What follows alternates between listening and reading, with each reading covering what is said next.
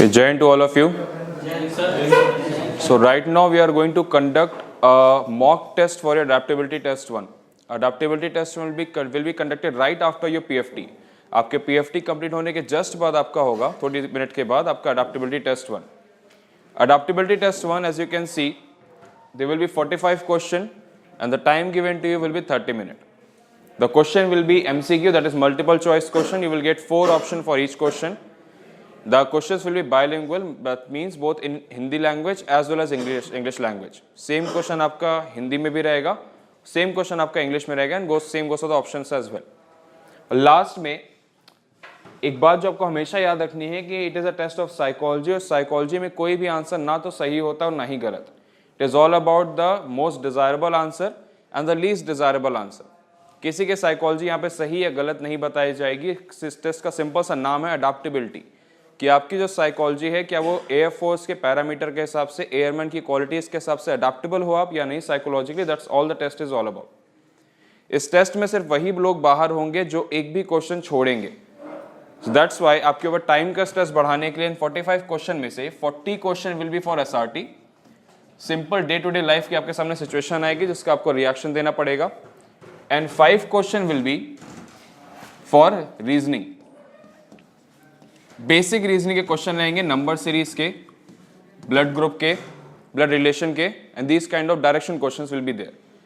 तो इजीली आप क्वेश्चंस को कर सकते हैं. सिर्फ और सिर्फ मोटिव है इन क्वेश्चंस को डालने का ताकि आपके ऊपर एक टाइम का प्रेशर बने और आप शायद बाकी 40 SRTs को करने में ज्यादा सोचने में समय ना गवाएं, ताकि आपकी रियल पर्सनैलिटी निकल के सामने आ सके. क्लियर है बात? कोई डाउट किसी को? I am going to distribute you this question paper. Question paper मिलने के बाद आप इसको अपनी OMR शीट के नीचे रख लें. Do not start until I ask you to do so. Take one and pass the rest. Do not read. Question paper OMR sheet के नीचे, चेस्ट नंबर के क्वेश्चन पेपर OMR शीट के नीचे.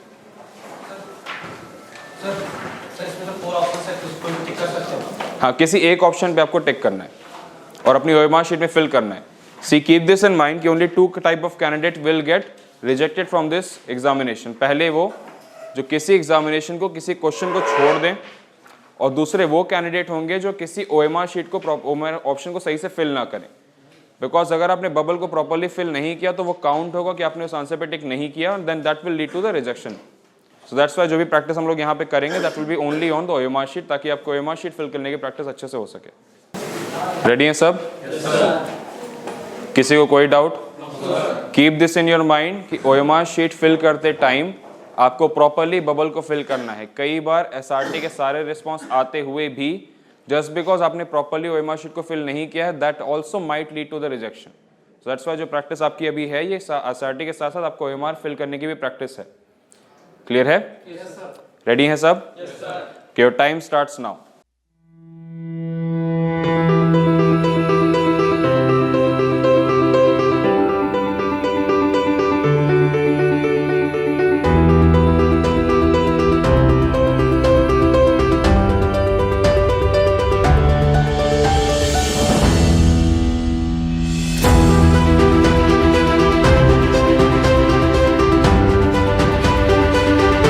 Okay, all of you stop writing.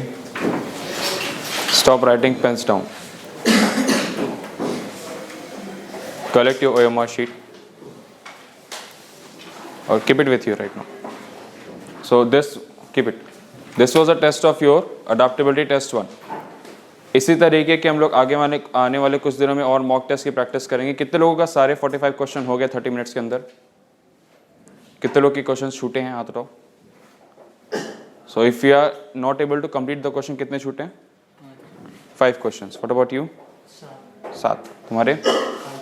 5 only. 5 questions. तो 5 question reasoning वाले में छूट रहे. रीजनिंग वाले छूट रहे.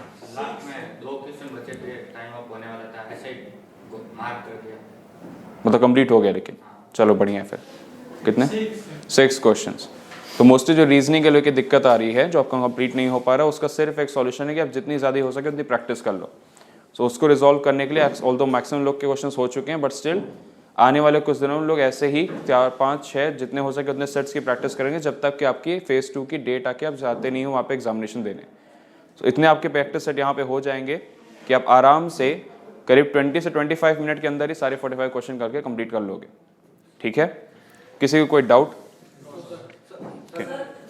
चाहते हैं तो हम प्रीमियम क्वेश्चन मतलब लास्ट में बचा 1 मिनट तो ऐसे कोई भी नहीं रख सकते हैं। ओके, 79 का डाउट, ठीक है, 79 चेस नंबर 79 का डाउट ये है कि अगर लास्ट में 1-2 मिनट बचता है तो आप रैंडमली किसी ऑप्शन पे टिक कर सकते हो कि नहीं।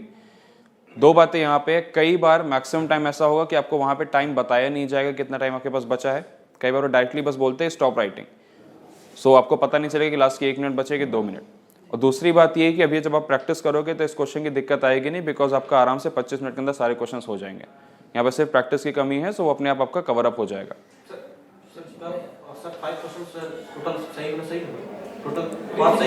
हाँ, इस ये डाउट ये है कि रीजनिंग के सारे क्वेश्चन सही होना जरूरी है कि नहीं। नहीं, सारे क्वेश्चन सही होना जरूरी नहीं है, as long as you have properly attempted it. But question का लेवल इतना सिंपल है कि आप आराम से मैक्स टू मैक्स आप एक ही गलत करोगे, अगर गलती से भी वो अपने गलत ऑप्शन पे टिक किया तो, अदरवाइज आपके सारे क्वेश्चन सही हो जाएंगे। ठीक है, बाकी जो क्वेश्चन की आप प्रैक्टिस यहाँ पे कर रहे हो, most of the times almost यही सेम टू सेम क्वेश्चन वहाँ पे आ सकते हैं। So don't worry about that कि रीजनिंग के पेपर लेवल सिंपल है, 5 क्वेश्चन काफी सिंपल लेवल के हैं और it is not that much time taking. ठीक है, हाँ, जो रिएक्शन आपने दिया वो चेक होता है। सी आपकी जो रिएक्शन की टाइमिंग रहती है, जो आपकी रिएक्शन की मार्किंग रहती है, देयर आर 4 ऑप्शंस, 1, 2, 3 एंड 4। एक ऑप्शन आपका रहेगा मोस्ट डिजायरेबल, जो सबसे बेहतर ऑप्शन माना जाएगा। सेकेंड ऑप्शन आपका हो सकता है एक्सेप्टेबल। थर्ड ऑप्शन मान लो आपका हो गया लेस एक्सेप्टेबल। और फोर्थ ऑप्शन आपका हो गया अबव एवरेज। ठीक है, रैंडम वे में मैंने लिखा है, क्रोनोलॉजिकल ऑर्डर में नहीं, नंबर के हिसाब से नहीं। तो मोस्ट डिजायरेबल आंसर के लिए आपको मिलेंगे 1 नंबर, अबव एवरेज आंसर के लिए आपको मिलेंगे 0.75 मार्क्स, एक्सेप्टेबल के लिए आपको मिल जाएंगे 0.50 और लीस्ट एक्सेप्टेबल के लिए आपको मिलेंगे 0.25। सो किस केस में 0 मिल रहा है कैंडिडेट को? अगर आपने किसी क्वेश्चन को छोड़ा तो ही आपको 0 मिलेगा, अदरवाइज आपको कुछ ना कुछ नंबर मिल जाएंगे। बट जिस इंसान का सबसे ज्यादा मोस्ट डिजायरेबल आंसर पे टिक रहेगा उसका आराम से क्लियर हो रहा है।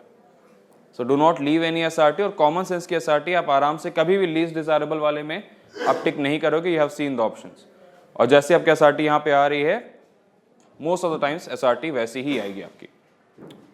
और कोई doubt? Okay, thank you all.